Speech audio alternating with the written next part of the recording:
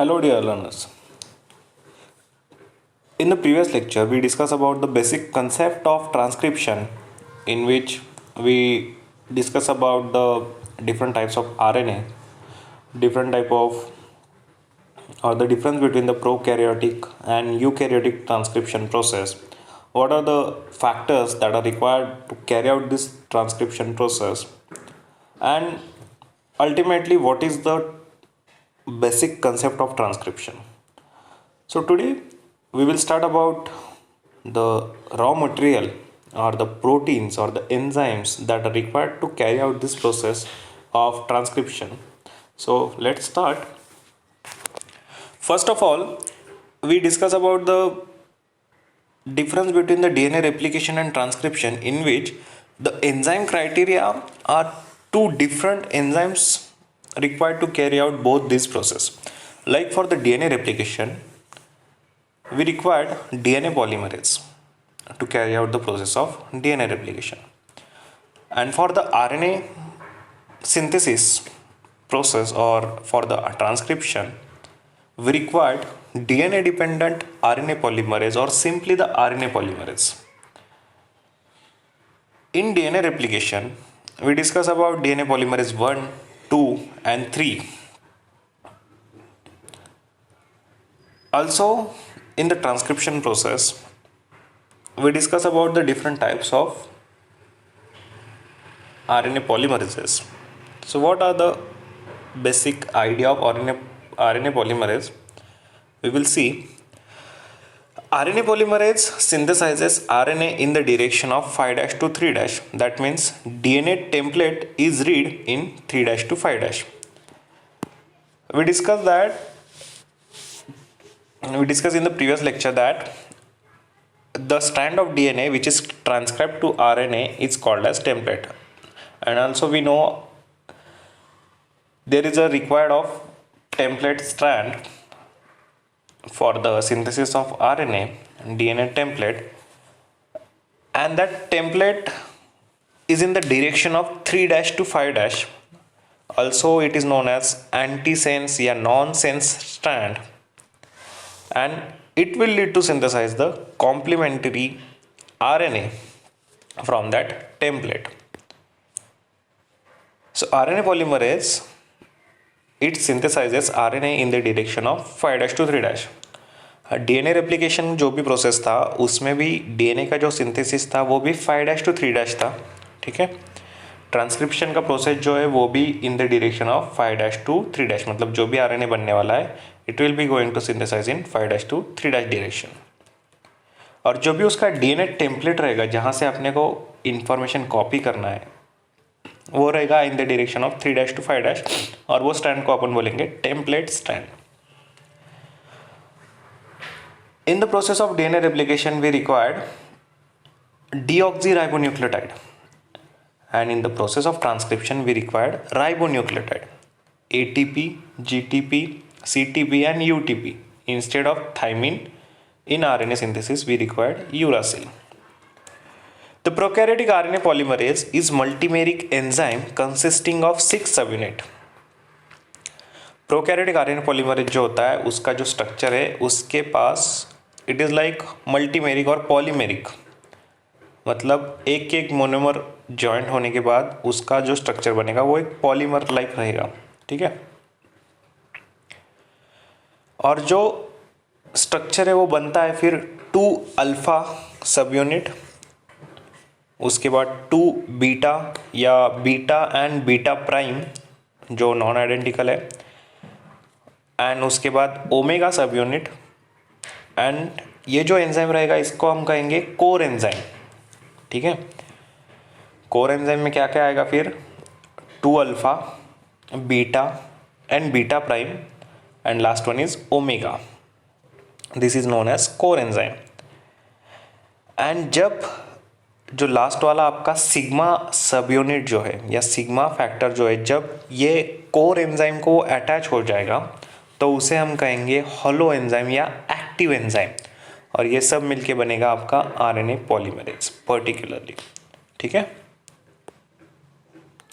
सो अभी देखते हैं कि आरएनए पॉलीमरेज इन प्रोकैरियोट्स उनके फंक्शंस, जो सब यूनिट्स है उनके डिफरेंट सब यूनिट के फंक्शंस क्या क्या है।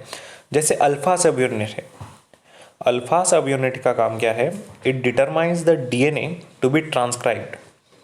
मतलब इसका काम क्या है कि ये सीक्वेंस रिकॉग्नाइज करेगा कि कौन सा सीक्वेंस हमें कॉपी करना है या कौन सा टेम्पलेट स्टैंड एक्ट करेगा और वो सीक्वेंस हमें कॉपी करना है, ये रिकॉग्नाइज करने का काम किसका है, अल्फा सब यूनिट का।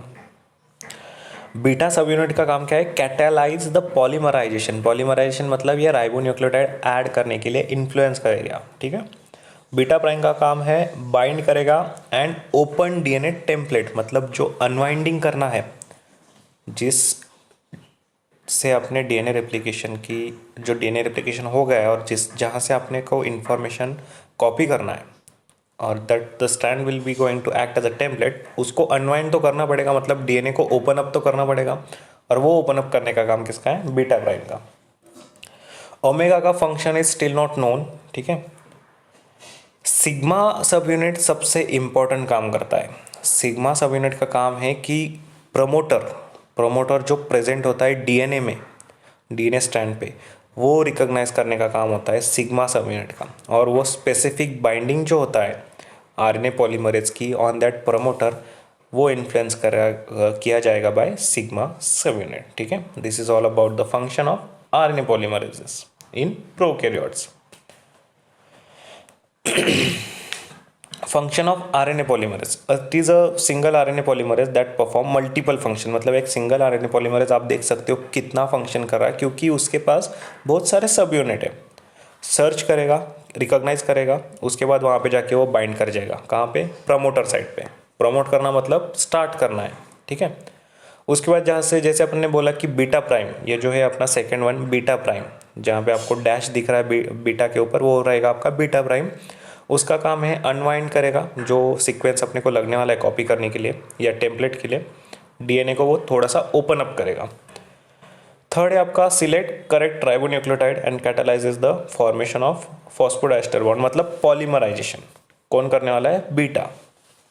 उसके बाद लास्ट वन है डिटेक्ट्स द टर्मिनेशन सिग्नल, मतलब अब ये फर्स्ट जो प्रोसेस है आपका कि अभी न्यूक्लियोटाइड्स ऐड हो गए, अभी बंद करना है, वो डिटेक्ट करेगा termination signal. And also the interacts with the activator and repressor protein that regulate the rate of transcription. Rate of transcription मतलब ट्रांसक्रिप्शन चालू रखना है कि बंद करना है, वो भी डिपेंड रहेगा फंक्शन ऑफ, वो भी डिपेंड करेगा आरएनए पॉलीमरेज के ऊपर, ठीक है। So this is about the process that is transcription carried out by RNA polymerase. It is a very big hollow enzyme and that carried out the process of transcription. So it is very important for the process of transcription. Transcription process जो है prokaryote का, it will be divided into 3 stages, that is initiation phase, elongation phase and termination phase. जैसे DNA replication में भी था, initiation, elongation and termination.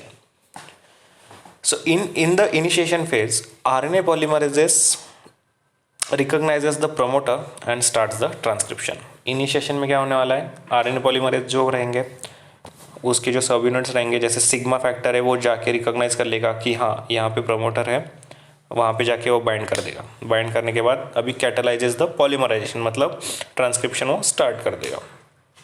Second है आपका elongation phase. Elongation phase में क्या है, RNA strand is continuously growing, मतलब पॉलीमराइजेशन कंटिन्यूसली चालू रहेगा, बेसिस जो है वो ऐड होते रहेंगे, आरएनए पॉलीमरेज आके राइबोन्यूक्लियोटाइड्स ऐड करते रहेगा। And last the process is termination. अभी ट्रांसक्रिप्शन कहीं पे तो भी रोकना पड़ेगा, जहाँ पे सिग्नल सीक्वेंसेस आएंगे वो ट्रांसक्रिप्शन प्रोसेस स्टॉप करेंगे।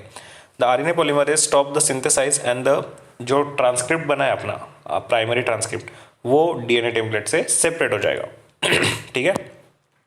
सो in the next lecture we will see about the process of initiation, elongation and termination of prokaryote. अभी जो अपन ट्रांसक्रिप्शन पढ़ रहे हैं वो पूरा का पूरा प्रोकैरियोट का पढ़ रहे हैं। ट्रांसक्रिप्शन इन यूकैरियोट वो अपन अलग लेक्चर सीरीज में पढ़ेंगे, ठीक है। So this is all about RNA polymerase, different functions of RNA polymerase in the prokaryotes. In the next lecture, we will see about the process of initiation of transcription. Till then, watch the previous lectures and revise the process of basic concept of transcription, function of RNA polymerase. Thank you.